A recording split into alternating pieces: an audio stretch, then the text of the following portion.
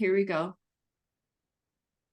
Hi, everybody. Welcome to Funk and Focus podcast. This is Boogaloo Traditions. This is the Urban Artistry Preservatory project.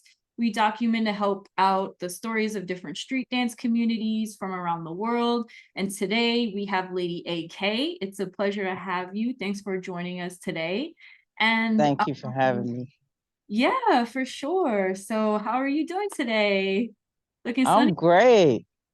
Yeah. Yeah, it's a very sunny day. Yep, out here in California. Okay. Well, let's get into this here. I'm super excited to have you. I have so many questions for you. I am super excited that you got to come on board. So my first question is, tell us about when you found street dance. Like, can you paint a picture of what it was like at the time? Um, like when you say street dance, is there a particular style that you want Um, me to go into, or did you, I mean, anything, like, did you see one style? Did you see multiple styles? um, I will start before popping. Okay. Okay. Popping, pop locking, however they want to say it, but hey, it's all love. But I will say what I saw as a child growing up was was just people getting down, you know. I will pinpoint locking uh as one of the main styles of street dance that I saw as a kid growing up. Mhm. Um and I kind of saw that from Soul Train, you Oh, know, a lot of it. Yeah, you know, I was one of those kids that was in the house on Saturday mornings watching Soul Train before going out to go play. So the first style of street dance I saw was locking. And then from locking, I saw roboting. And then from roboting, I then saw pop locking is what I was told it was called. for sure. And that really got me because by the time I saw pop locking, I was like, okay, yeah, I got to do this. Mhm. Very cool. Yeah. Did you see that in person or you saw all of it on Soul Train? I saw it was a combination of both, Mm. but mostly the locking and the mostly the locking on Soul Train. But I saw a combination of both in person. More the popping I did see in person with guys in my neighborhood, and that's where I learned you know, how to pop from. For sure. So, Yeah. correct me if I'm wrong, but you're from Inglewood, California, correct? Yes, I'm from Inglewood, California. Cool, cool. Yep. And what was the pop locking community like there? Um, back in like 79 and 80, it was really massive. It was really that style of dance all over Los Angeles County was really big because of like Uncle Jam's Army and things like that. Mm. But in my neighborhood, it was a very a thing to do amongst the so-called gang members.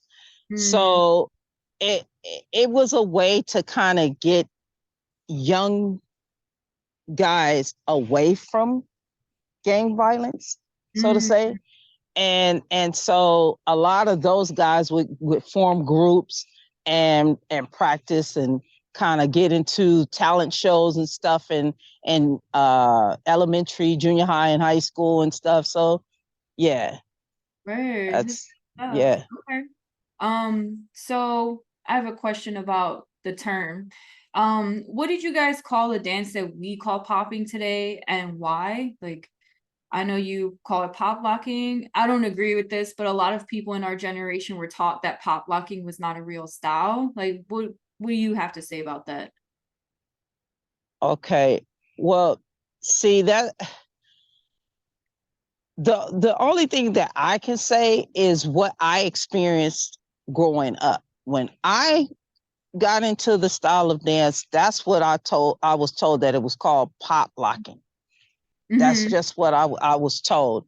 And then when I asked back when I was younger, why do you call it pop locking? It was told to me because from locking, there was roboting. And it was discovered that from locking and roboting, they combined it the two and added the hit. This is what I was told. Now I'm not, please, community, forgive me. This is just what I was told. This is only what I was told growing up. But they added this thing called the hit from when you lock, when you lock, there's a little bit of a hit, and as well with the robot. So I was told from that hit, they just kept on hitting. That's exactly the way it was described to me. They just kept on hitting and coming up with different moves with that hit, and then called it pop locking. Now, all the politics surrounded around that, I kind of stay away from that. I got love for, if you want to call it popping, or if you want to call it pop locking, but I'm just describing what I witnessed and what I grew up with. Right. Yeah, that's your experience. No one can take that away. So yeah. Thank you for that. My next question was, what was it like coming up as a female pop locker? Sorry. It was pretty interesting. I mean, we were a rare breed because that community was predominantly male dominated. So as a female, you definitely had to have some skills. You couldn't be what they call sorry. You know what I mean? But so, and which is why I learned from the guys, and I learned how to hit real hard. I'm known for hitting hard. So, and that was only because of the guys. Now I heard later on the hard hits that I was doing was called banging. So, like, if you ever seen a group called the Booyah Tribe, they bang. That means the hits are like a lot more aggressive. So that's what I was told later. Hey, you're banging, but hey, I just thought I'm just pop locking. But yeah. What was the question again? I'm sorry. I'm sorry. I'm kind of all over the place. No, I love it. I was asking about what it was like to coming up as a female popper, but okay. But and getting back to that, so as a young female popper, like I said, it was predominantly male dominated, and you really just had to come with it. You couldn't go in there like half stepping at all. So you want to practice at that time, and even today. And I think it's the guys accepted me because I was such because I was a female. So I was kind of like the centerpiece, if you get what I'm saying. So I was like that one main ingredient. If I was always in a group, like growing up. So when we did solos, everybody zeroed in on me because I was that young. I was young and I was a female popper. So I mean, it has its pros and cons. I think the pros is because I was rare. The con is, hey, you got to really practice and be good as the guys, just as good. For sure. So. My next question is, were there other notable female pop lockers from your generation you think we should be aware of? Of course, Medusa, of course, and rest in peace, Lady Tangerine. I had a friend that I met in high school. Her name was Tracy. Now, at the time, she called herself Tacos. She was not popular, but of course, There's only one real taco, and that's the brother that just passed, but in rest in peace to him. But her, Tracy, and let's see, Trish, Trish, uh, and Queen Boogaloo, and my friend, a friend of mine's named Pepper. And the list goes on and on and on, but those are the ones that are coming right to mind right now. Very cool. Definitely. Oh, Yeah. thanks for that. Some of them I've never Yeah. heard before. It's very cool. How do you feel about the female representation in street dance today? Like, do you have any advice for young women coming up as a street dancer? I enjoy seeing the women today. It's a lot more women in the popping community today than it was when I was growing up. And you guys are doing your things. The only advice I have, and I think I've seen it like maybe once or twice, not often, I'd like to see a lot more female popping groups. Mhm. Like, not just two people, but I'm talking about like four or more, like groups, and bringing like real routines, like hitting routines, solid routines. And I'd love to see that, Yeah, I'd love to more. see that too. That'd be cool. Yeah. Um, my next question is, did you have any direct mentors when you were learning, or teachers or inspirations? Can you tell us about them? Oh my goodness. Just my uncles and friends growing up in the neighborhood in Inglewood. Uh, that was it. Other than that, just I spent a lot of time watching people on Soul Train as well and practicing in my room. A Mm-hmm. lot of time, Wow, honestly. very cool. Um, can you tell us about being a music producer and beat maker? Did that influence your dance or vice versa? Uh, well, I'm also a hip hop junkie. I love boom bap, like 90s boom bap. So Okay. it was, yeah.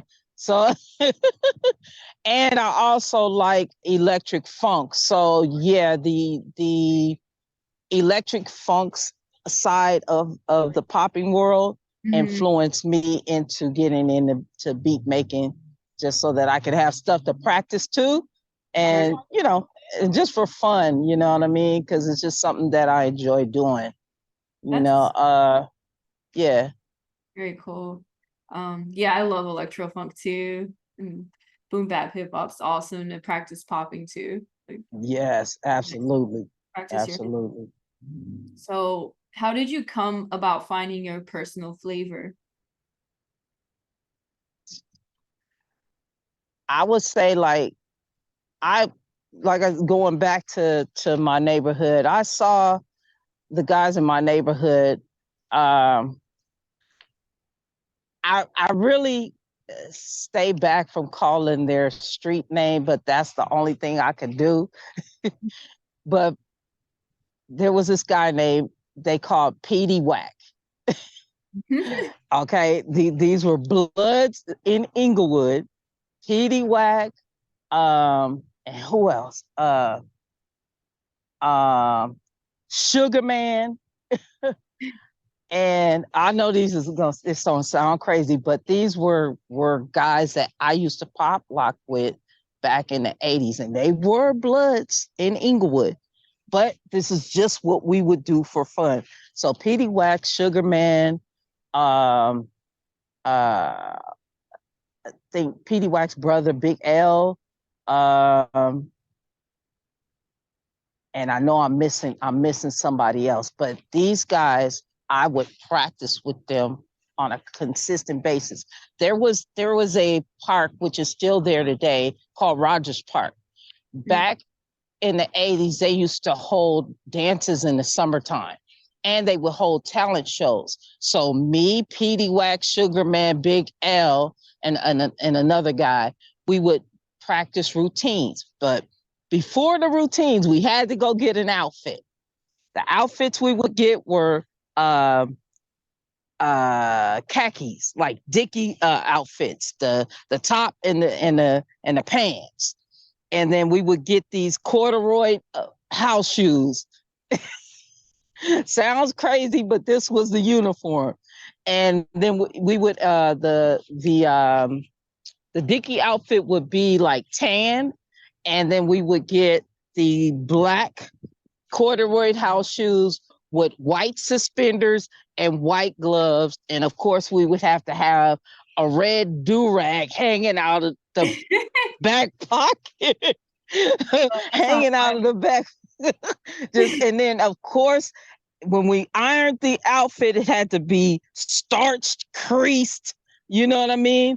Mm-hmm. And we had the white old English letters down the side of the pants leg and in the back of our shirts. And that was the uniform. So from the uniform then to the routines. What I noticed with LA, a lot of our style was strutting. Mm-hmm. A lot of it was strutting. And I didn't learn that until years later. Mm-hmm. Hey, you guys are kind of strutting. So we did a lot of strutting and we were doing a lot of bopping. Mm. See, I didn't learn that until later. But that's what we were doing in Inglewood with these guys. We had a nice little routine. And I remember Petey Wack used to do this little thing where he had a lighter in his hand and he would do his little strut and then hit the lighter and you see this flame go up. It was crazy. Mm-hmm. But so anyways, we had our little routine and we would go to the Rogers Park talent shows and we would win. That's so awesome. That's those outfits sound fire. Yeah. So those are the guys that I was always practicing with and was kind of like learning from. I got you. Very cool. Have you seen the dance change over the years, and why did it change like this? Do you think it was a good thing? It has changed, and I think it's an awesome thing. I think it's the style has evolved, and that when I get together with the youth and I see them doing like other little massive things that we didn't do, I tell them all the time. I say keep it going because it needs to evolve. It needs to evolve. The only thing I say is we always still want to respect where it came from. Sure. And just kind of, and then the us elders respect the youth for evolving it. So it's all love. Right, gotcha. As someone as yourself who has had such a long lasting dance career, what do you think are some key points on longevity in the dance world?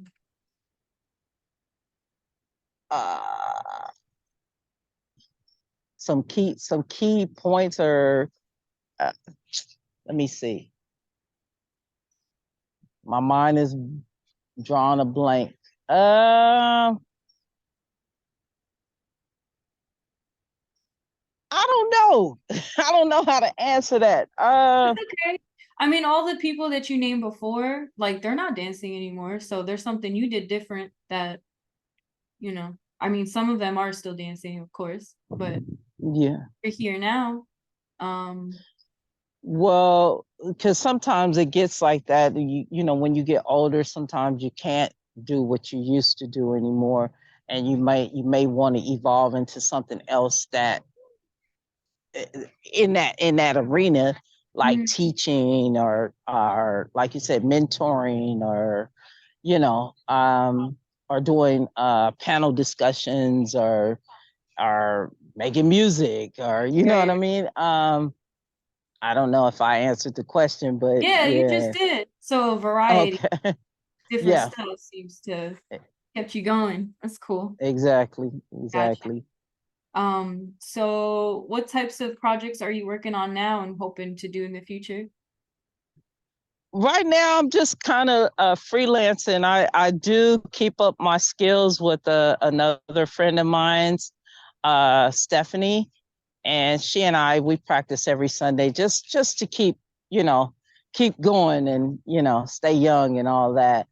But I focus on my music. So right now my music's kind of paused because I'm moving. Mhm.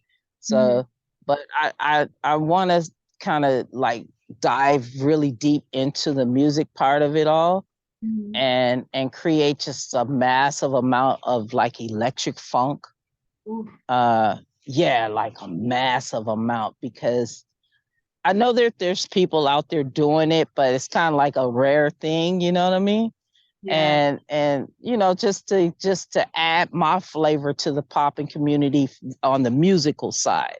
So Very cool. Well, you yeah. let me know about that. So where can we find your music if we wanted to look it well, up, or how can well, we? right now it's not, I got it kind of like in the lab right now, but Okay, it's okay. coming soon. I'll let you know. It's All right. coming soon. Wherever it'll be, it's gonna first start off on my Instagram. But Okay. yeah. We'll definitely keep an eye Yep. on that because we're always looking for more music to pop to, and we love electro funk. So very That's appreciated. what's up. Um, but yeah, if you could send any other small important messages to the general worldwide street dance community, you have any advice you give to folks out there? Hey, do more routines, more groups, because I see a lot of, I love the individual popping, but I grew up seeing crews and groups and Mm, routines, mm, routines with uniforms. You mm, know, that may sound a little corny, but I do like to see that, because it's like showmanship. You know what I mean?